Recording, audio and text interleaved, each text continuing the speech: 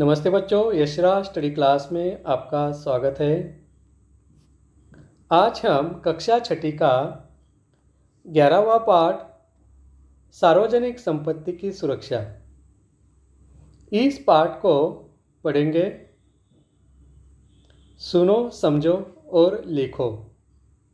सार्वजनिक संपत्ति मतलब जो सबकी है, सबके लिए है, वह सार्वजनिक है। प्रस्तुत निबंध में सार्वजनिक एवं राष्ट्रीय संपत्ति की सुरक्षा में नागरिकों की भूमिका के प्रति उनमें चेतना जागृत की गई है। जो सार्वजनिक एवं राष्ट्रीय संपत्ति है, उसकी सुरक्षा में सामान्य नागरिकों की क्या भूमिका है, उसके प्रति नागरिकों को जागरूक करने का काम किया है। इस पाठ के माध्यम से उनको सावधान करने की कोशिश की गई है। यहाँ कुछ चित्र बताए गए हैं। चित्रों को देखकर दर्पण में दिए हुए मुहावरों, कहावतों को पढ़ो तथा नीचे दी गई चौखट में लिखो। इन चित्रों को दर्पण में देखना है और दर्पण में आप देखेंगे तो उनमें मुहावरा या कहावत छिपी है, उसको पढ़ना है और नीचे दिए गए चौखट में उसे लिखना है। अब हम पाठ का वाचन करते हैं। संपत्ति चाहे व्यक्तिगत हो या सार्वजनिक, वह मूल्यवान ही होती है। संपत्ति चाहे व्यक्तिगत हो या सार्वजनिक हो, वह मूल्यवान ही होती है। एक गरीब की घास-फूस की कुटिया उसके लिए उतनी ही मूल्यवान होती है जितनी किसी धनी व्यक्ति के लिए उसकी हवेली। एक धनी व्यक्ति के लिए उसका महल या हवेली जितनी मूल्यवान होती है, अनमोल होती है, उतनी ही एक गरीब के लिए उसकी घास फूस की जो झोपड़ी होती है, कुटिया होती है, वह मूल्यवान होती है, अनमोल होती है। उसके लिए वह स्वर्ग जैसा होता है। रही बात सार्वजनिक संपत्ति की, तो वह तो सार्वजनिक है, सभी की है, समुच्च राष्ट्र की है। सार्वजनिक संपत्ति वह सबकी होती है, किसी एक की नहीं होती है, समुच्च राष्ट्र की होती है। उसकी देखभाल की जिम्मेदारी मेरी, तुम्हारी या किसी एक व्यक्ति की नहीं, अपितु सभी नागरिकों की है। और सार्वजनिक संपत्ति की जिम्मेदारी, उसकी सुरक्षा की जिम्मेदारी मेरी या आपकी या किसी एक व्यक्ति की नहीं है। उसकी सुरक्षा करने की जिम्मेदारी सभी नागरिकों की है। वास्तव में वह हम सभी नागरिकों की इसलिए है क्योंकि हम सभी उसका उपयोग और उपभोग करते हैं।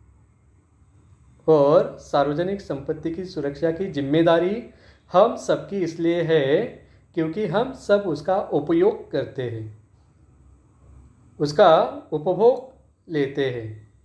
तो इसलिए हमारी जिम्मेदारी बनती है कि हम सब सार्वजनिक संपत्ति की सुरक्षा करें।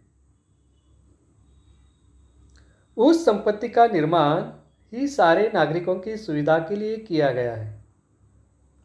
और वह जो संपत्ति का निर्माण किया गया है, उस संपत्ति का निर्माण किसी एक के लिए नहीं किया गया है, सभी नागरिकों के लिए किया गया है, उनकी सुविधा के लिए किया गया है। ऐसी सार्वजनिक राष्ट्रीय संपत्ति के रख रखाव के लिए जितने धन की आवश्यकता होती है, वह विविध करों के रूप में सरकार देश के नागरिकों से ही वसूल करती है। और जो सार्वजनिक संपत्ति का निर्माण किया जाता है या उसके रख रखाव के लिए जो धन की आवश्यकता होती है, वह हमारी सरकार नागरिकों से विविध करों के माध्यम से उसको नागरिकों से वसूल करती है। और उस धन से इन सार्वजनिक संपत्ति सुरक्षा या उनका निर्माण के लिए धन लगाया जाता है। यह कितनी खेदजनक स्थिति है कि हमारे अधिकांश नागरिक आज भी इस वास्तविकता को गंभीरता से नहीं समझ पाए हैं कि सार्वजनिक संपत्ति भी उतनी ही अनमोल होती है जितनी हमारी व्यक्तिगत संपत्ति। और यहाँ पे लेखक कहना चाहते हैं कि अधिकांश नागरिक आज भी यह वास्तविकता है, यह सच्चाई है कि अभी भी गंभीरता से वह समझ नहीं पा रहे हैं कि जितनी हमारी व्यक्तिगत संपत्ति अनमोल है उतनी ही सार्वजनिक संपत्ति हमारे लिए अनमोल है। जिस तरह हम अपनी व्यक्तिगत संपत्ति की हानि नहीं सह पाते, उसी तरह हमें सार्वजनिक संपत्ति की हानि भी सहन नहीं करनी चाहिए। किंतु वास्तविकता इसके बिल्कुल विपरीत है। जिस तरह से हम हमारी सार्वजनिक संपत्ति का किसी भी प्रकार से नुकसान नहीं सहन कर सकते हैं, तो इसी तरह हमें भी सार्वजनिक संपत्ति का नुकसान सहन नहीं करना चाहिए। देखा यह गया है कि अनुशासनहीनता के कारण अनेक बार कुछ नागरिक प्रशासन या सरकार से अपनी मांगों को मनवाने की जिद में सार्वजनिक संपत्ति का नुकसान कर बैठते हैं। अक्सर हमने समाज में देखा है कि कुछ लोग प्रशासन या सरकार से अपनी मांगों को पूरा करवाने के लिए जिद में आ जाते हैं और वह जिद में बहुत सारा सार्वजनिक संपत्ति का नुकसान कर बैठते हैं। उनकी आंखों पर स्वार्थ की पट्टी बंधी होती है। अपने लाभ को देख पाने की जबरदस्त लालसा के आगे उन्हें ये दिखाई ही नहीं देता कि वे स्वयं ही अपने हाथों अपनी संपत्ति को हानि पहुंचा रहे हैं। जो लोग अपनी मांगों को मनवाने के लिए सार्वजनिक संपत्ति का नुकसान कर बैठते हैं, उनकी आंखों पे स्वार्थ की पट्टी बंधी होती है, जिसके कारण क्या है, उनको ये खुद का होने वाला या सार्वजनिक संपत्ति का होने वाला नुकसान दिखाई नहीं देता। वह अपने लाभ को देखते हैं, उसको पाने की ज़बरदस्त लालसा उनमें होती है और यह दिखाई नहीं देता कि वे स्वयं ही अपने हाथों से अपनी संपत्ति को हानि पहुंचा रहे हैं। सार्वजनिक संपत्ति मतलब वो अपनी ही होती है, वो सबके लिए होती है। इस हानि का खामियाजा न केवल उन्हें बल्कि अन्य नागरिकों को भी भुगतना पड़ता है। और ये जो सार्वजनिक संपत्ति का नुकसान होता है, उसकी जो हानि होती है बड़े पैमाने पे, वह केवल नुकसान करने वालों को नहीं भुगतना पड़ता, सामान्य अन्य नागरिकों भी उसका खामियाजा भुगतना पड़ता है। किसी भी राष्ट्र में सार्वजनिक संपत्ति देश के नागरिकों को अधिक से अधिक सुविधा प्रदान करने के उद्देश्य से ही निर्मित की जाती है। और जो भी कोई देश है, किसी भी देश में देखिए कि सार्वजनिक संपत्ति देश के नागरिकों को अधिक से अधिक सुविधा प्रदान करने के उद्देश्य से ही निर्मित की जाती है। जो नागरिक होते हैं उनको उस सार्वजनिक संपत्ति का अधिक से अधिक लाभ हो, उनका उपयोग कर सके, तो इस उद्देश्य से ही क्या है, उस सार्वजनिक संपत्ति का निर्माण किया जाता है। जैसे देश में रेल सुविधा, बस सुविधा, हवाई सुविधा, नगरों में खुली जगहों पर बनाए गए उद्यान, खेल के मैदान, स्टेडियम इत्यादि सभी सार्वजनिक संपत्ति की ही उदाहरण है। यहाँ पे सार्वजनिक संपत्ति के उदाहरण दिए गए हैं। सार्वजनिक संपत्ति देखिए किसे कह सकते हैं हम लोग।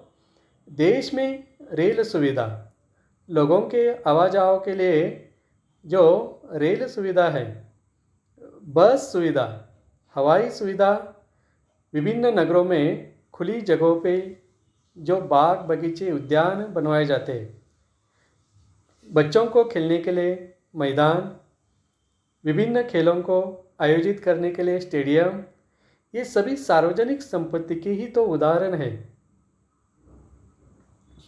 अब यदि स्वार्थ और क्रोध के अंधेपन में कुछ नागरिकों ने रेल यातायात को खंडित किया, बसों के आवागमन पर रोक लगाई अथवा उद्यानों को उजाड़ा, तो इन सारी गैर जिम्मेदाराना हरकतों से कितने लोगों की सुविधाएं प्रभावित होगी। इस पर ऐसे लोगों को विचार करना चाहिए। लेखक आगे लिखते हैं कि यदि स्वार्थ और क्रोध के अंधेपन में कुछ नागरिकों ने रेल यातायात को खंडित किया, तो खंडित करने के कारण रेल का तो बड़े पैमाने पे नुकसान होता ही है, लेकिन रेल से आवागमन करने वाले जो लोग होते हैं, बसों से आने जाने वाले जो लोग होते हैं, उनका बड़े पैमाने पे नुकसान होता है। जो उद्यान होते हैं, मैदान होते हैं, यदि उनको नुकसान पहुंचाते, उनको उजाड़ दिया जाता है, तो इन हरकतों से बहुत सारे लोगों की सुविधाएं प्रभावित होती है, उनको नुकसान पहुंचता है, वह उसका उपयोग नहीं कर सकते, उसका आनंद नहीं ले सकते। इस पर ऐसे लोगों को विचार करना चाहिए। आश्चर्यजनक बात तो यह है कि जो लोग इस तरह की विघातक कृतियों में सहभागी होते हैं, वे स्वयं अपने परिवार में अपने बच्चों को शिक्षा देते हैं कि अपनी मांग पूरी करवाने के लिए इस तरह गुस्सा प्रकट करते हुए जिद नहीं करनी चाहिए। और आश्चर्यजनक बात तो यह है कि सार्वजनिक संपत्ति का नुकसान करने में जो लोग आगे रहते हैं, जो विघातक कृतियाँ आगे रहती इसमें सहभागी होते, वही लोग अपने परिवार में जो बच्चे होते हैं, उनको अक्सर शिक्षा देते हैं कि अपनी मांगों को पूरी करवाने के लिए गुस्से में आकर किसी भी प्रकार से जिद नहीं करनी चाहिए। लेकिन यही लोग बाहर जब आते हैं, बाहर जब निकलते, तो यह विचार वह भूल जाते हैं और बाहर आके वह सार्वजनिक संपत्ति का बड़े पैमाने पे नुकसान करते हैं। समय समय पर देश के साहित्यकारों, संतों, प्रवचनकारों और नेताओं ने सार्वजनिक राष्ट्रीय संपत्ति की महत्ता का बखान नागरिकों के समक्ष किया है और नागरिकों पर उसका प्रभाव पड़ा भी है। लेखक आगे लिखते हैं कि समय समय पर हमारे देश में समय समय पर विभिन्न साहित्यकारों ने अपने साहित्य के माध्यम से, विभिन्न संतों ने अपने प्रवचन के माध्यम से, अभंग के माध्यम से, या विभिन्न नेताओं ने सार्वजनिक राष्ट्रीय संपत्ति की महत्ता कितनी महत्वपूर्ण है उसका बखान नागरिकों के समक्ष किया है। बखान मतलब उसका गुणगान करना, उसकी अच्छाई बताना, और नागरिकों पर उसका प्रभाव पड़ा भी है। और इन सारी बातों का नागरिकों पर प्रभाव पड़ा है। जैसे महाराष्ट्र में संत गाडगे बाबा हुआ करते थे, उन्होंने अपने समय में स्वच्छता के बारे में लोगों को जागरूक किया। वह खुद भी हाथ में झाड़ू लेते हुए स्वच्छता करते हुए खुद करते थे और लोगों को भी करने के लिए प्रवृत्त करते थे। तो इस तरह नागरिकों पर उनका प्रभाव पड़ा है। यदि पुराने समय से वर्तमान समय तक हम दृष्टि डालें तो पाएंगे कि निश्चित ही इस तरह की विघातक कृतियों के प्रमाण में पहले की तुलना में ज़बरदस्त कमी आई है। और आज समाज जागृति के कारण, लोग शिक्षित होने के कारण पुराने समय में और वर्तमान में बहुत परिवर्तन हुआ दिखाई देता है और विघातक कृतियों के प्रमाण में पहले की तुलना में अभी ज़बरदस्त कमी दिखाई देती है।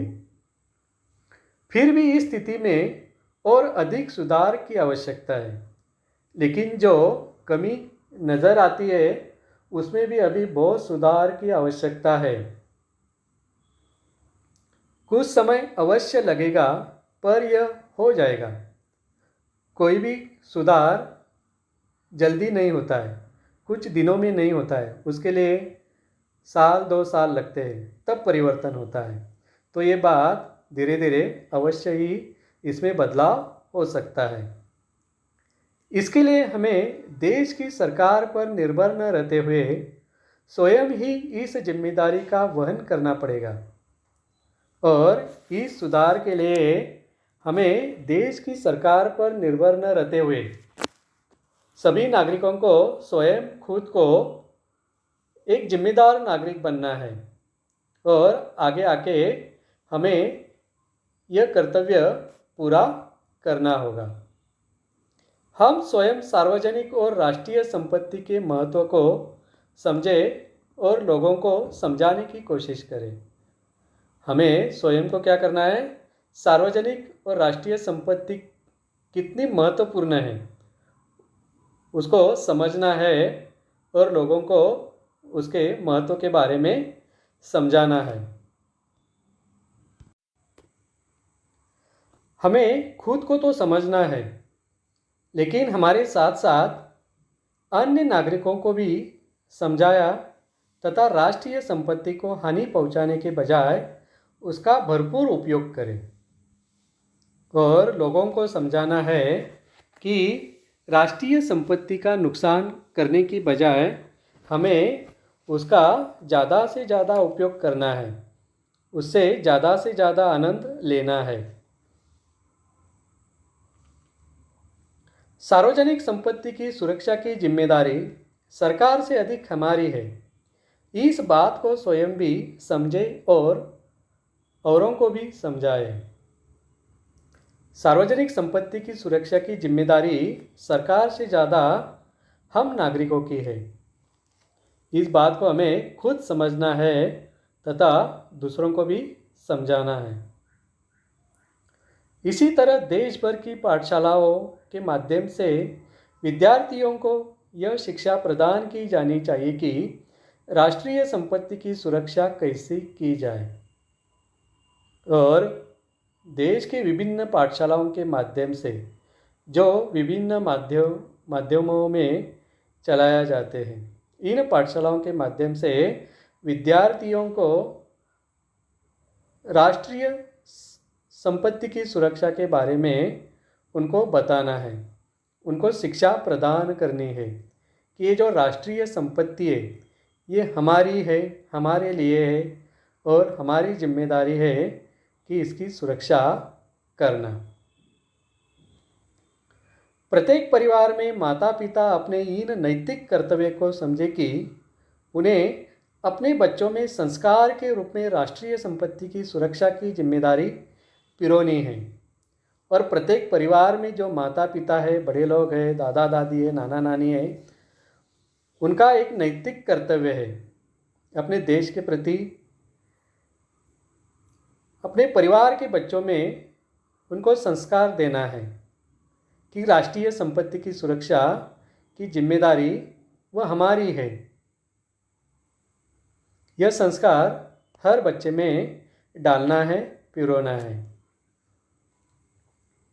इस प्रकार से जब पाठशालाओं और परिवारों के माध्यम से यह शिक्षा देश की भावी पीढ़ी को दी जाएगी तो हमारे देश का भविष्य अपने आप सुरक्षित हो जाएगा।